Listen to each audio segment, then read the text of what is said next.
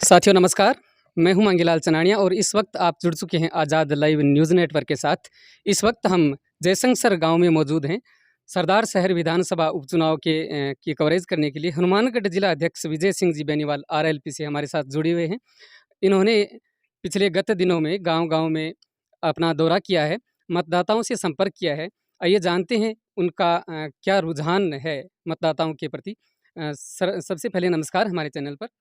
नमस्कार भाई साहब, आपका बहुत-बहुत धन्यवाद। जी, क्या कहेंगे इस उपचुनाव को लेकर? क्या रुझान है मतदाताओं का?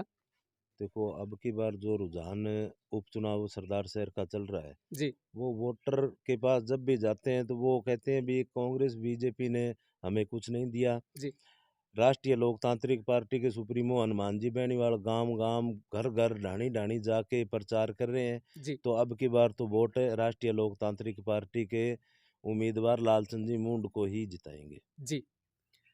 वैसे देखा जाए तो पारंपरिक तौर पर कांग्रेस का यहाँ पर गढ़ रहा है। हनुमान जी बेनीवाल की तरफ से लालचंद जी मुंड को उतार कर एक खेला रच दिया है। नहीं, ऐसी कोई बात नहीं है। लालचंद जी मूंड जो यहाँ सरदार शहर के प्रत्याशी है, जी, तो बहुत अच्छे आदमी है। जी, वे सबको साथ लेके चलने वाले आदमी है, वो विकास करवाएँगे सरदार शहर में। जी। क्या लगता है आपको किस दिशा में जा रही है आरएलपी? देखो, आरएलपी पहले नंबर पे आ रही है। हम गाँव-गाँव में घूमे हैं, जी, तो वहाँ पे हर मतदाता यही कहता है कि भी आरएलपी को ही वोट देंगे, कांग्रेस बीजेपी को बहुत देख लिया। जी, अब की बार एक बार 10 महीने के लिए देख लेंगे। जी, अगर अच्छा काम करेंगे तो 23 के अंदर राष्ट्रीय लोकतांत्रिक पार्टी को रोकने वाला कोई नहीं है। जी, बिल्कुल। हनुमान जी बेनीवाल की क्या प्रतिक्रिया है सरदार शहर उपचुनाव को लेकर? जहाँ तक आपकी उनसे बात हुई है। देखो, सरदार शहर के लिए वो कहते हैं भी यहाँ 35 साल से भंवरलाल जी शर्मा का राज रहा है, जी, तो उन्होंने कुछ नहीं करवाया।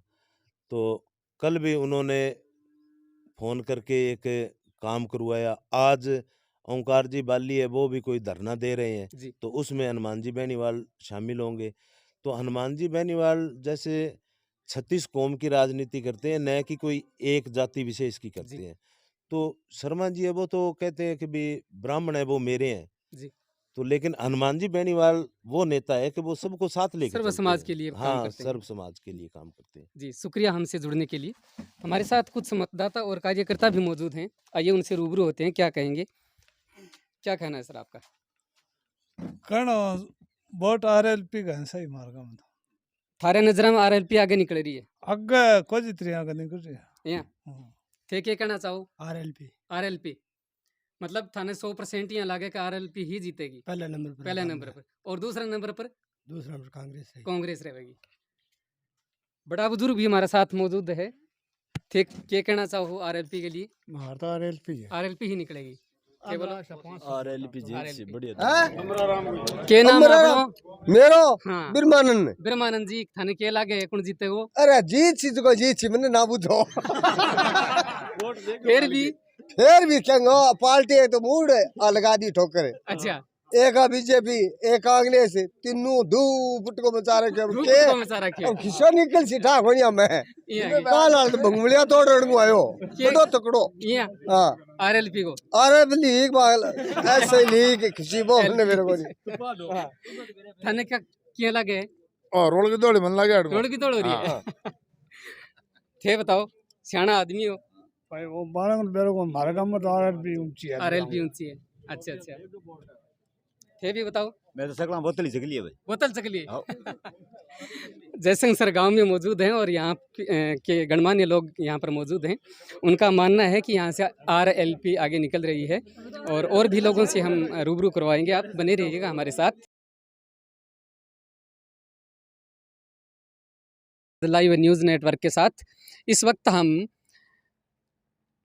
कॉमरेड अमरा राम जी राष्ट्रीय उपाध्यक्ष अखिल भारतीय किसान सभा के साथ मौजूद हैं, हमारे साथ बने हुए हैं। सर सबसे पहले हमारे चैनल के ऊपर आपका स्वागत है। बहुत बहुत धन्यवाद आपके चैनल को और आपको। जी, सरदार शहर उपचुनाव में सीपीआईएम की तरफ से इस बार एक युवा चेहरे को मौका दिया गया है, क्या कहेंगे सर?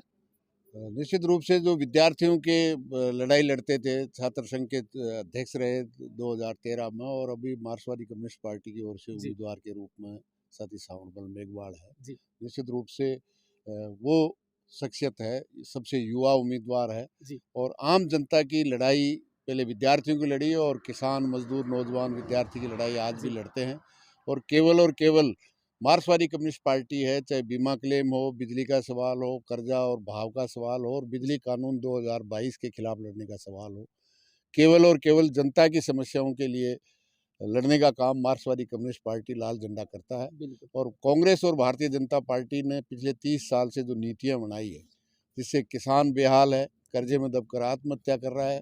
पिछले 17-18 साल में 4 लाख किसानों ने आत्महत्या कर चुके हैं, और अभी भी हर साल किसान आत्महत्या कर रहे हैं, नौजवान बेरोजगार है, और आम आदमी के खिलाफ महंगाई, भ्रष्टाचार से जिस तरह से डूबी हुई सरकार है, केंद्र और राज्य सरकार अपने किए हुए वायदे एक भी पूरा करने के बजाय जनता को लूटने का काम कर रही है, और इसके खिलाफ लड़ने का काम केवल भारतीय कम्युनिस्ट पार्टी मार्क्सवादी करती है। इसलिए सरदार शहर के आम मतदाता से हमारा निवेदन है कि इस जन विरोधी नीतियों, केंद्र और राज्य सरकार की नीतियों के खिलाफ और मजबूती से आगे बढ़ सकें। इसलिए तमाम साथी सांवरमल को हंसिया, हथौड़ा और सितारे पे बटन दबा करके 5 तारीख को इस लड़ाई को और मजबूत करेंगे। इसी निवेदन के साथ धन्यवाद। जी, एक बात और पूछनी थी आपसे। अभी तक आपने जितने गाँव का दौरा किया है, चुनाव प्रचार किया है, कैसा रिस्पॉन्स मिल रहा है मार्क्सवादी कम्युनिस्ट पार्टी को? बहुत बेहतरीन मिल रहा है, क्योंकि जो लड़ाई लड़ी है आज तक पिछले 25-30 साल में नीतियों के खिलाफ, वो अप्रिशिएट कर रहे हैं। निश्चित रूप से कांग्रेस और भारतीय जनता पार्टी दोनों की वही नीतियां हैं, बांटो, लूटो, राज करो। और जो भी वायदे, चाहे केंद्र सरकार ने 2022 में किसान की आमदनी दूनी करने का वायदा किया हो, 15 लाख काले धन हर देशवासी को देने का वायदा हो, एक भी पूरा करने की बजाय लागत कई गुना करने का काम किया है। वहीं राजस्थान की सरकार ने 10 दिन में सभी किसानों का संपूर्ण कर्जा माफ़ करने का और नौजवान को भत्ता देने का वायदा किया, लेकिन एक भी वायदा पूरा करने की बजाय महंगाई से, बेरोजगारी से और नौकरी के नाम से जो लूट कर रही है, इसके खिलाफ निश्चित रूप से संघर्ष आगे बढ़ेगा। कांग्रेस और बीजेपी का गढ़ रहा है सरदार सर, क्या सीपीआईएम सेंध लगाने में कामयाब है? निश्चित रूप से होगी। कांग्रेस 7 दफे रहे हैं, और वो कह रहे हैं कि शर्मा जी के जो अधूरे हैं, तो अधूरे तो केवल मानेसर में थे, जब कह रहे थे कि इन 22 विधायकों में सबसे वरिष्ठ मैं हूँ और मेरा ध्यान निश्चित रूप से रखा जाए, तो वो तो मैं समझता हूँ अधूरे काम पूरे होंगे नहीं। लेकिन आज भी जिस तरह से त्रस्त है यहाँ की जनता, बिजली के लिए त्रस्त है, भाव के लिए त्रस्त है, इलाज के लिए त्रस्त है, शिक्षा के लिए त्रस्त है, निश्चित रूप से उसके खिलाफ कोई लड़ने वाली ताकत है, इन नीतियों के खिलाफ लड़ने वाली ताकत है, तो केवल ये मार्क्सवादी कम्युनिस्ट पार्टी है, इसलिए उनको समर्थन दें। धन्यवाद जी। बहुत बहुत शुक्रिया हमारे साथ जुड़ने के लिए। और इसी बीच हमारे साथ सांवरमल मेघवाल, जो यहाँ से उम्मीदवार हैं, विधायक प्रत्याशी हैं सरदार शहर उपचुनाव में, उनसे हम जुड़ते हैं। सबसे पहले हमारे चैनल पर आपका स्वागत है। जी धन्यवाद जी, क्या कहेंगे अपने इस उम्मीदवारी के ऊपर? देखिए, जनता की मुद्दों पर लड़ना हमारा काम रहा है जी। जब से कॉलेज के अंदर पढ़ाई पूरी हुई, उसके बाद जनता के मुद्दों पर हमेशा लड़ाई को मजबूत किया है जी। और जनता की लड़ाई को और मजबूत करती रहेंगे। इन मुद्दों पर लड़ाई जो लड़ने का हमारा तरीका था, हमारा तजुर्बा था, जो जोश था, उस जोश के कारण आज कम्युनिस्ट पार्टी ने उम्मीदवार के रूप में जनता के सामने लेके आए हैं। उनकी ताकत बनने का जो काम है वो हम करेंगे। जी, जहाँ तक मैं समझता हूँ, आपने सरदार शहर विधानसभा क्षेत्र की हर समस्याओं और मुद्दों के ऊपर आपने संघर्ष किया है। जनता के बीच आप मौजूद रहे हैं पिछले कई वर्षों से, तो कैसा रिस्पांस है जनता का आपके प्रति?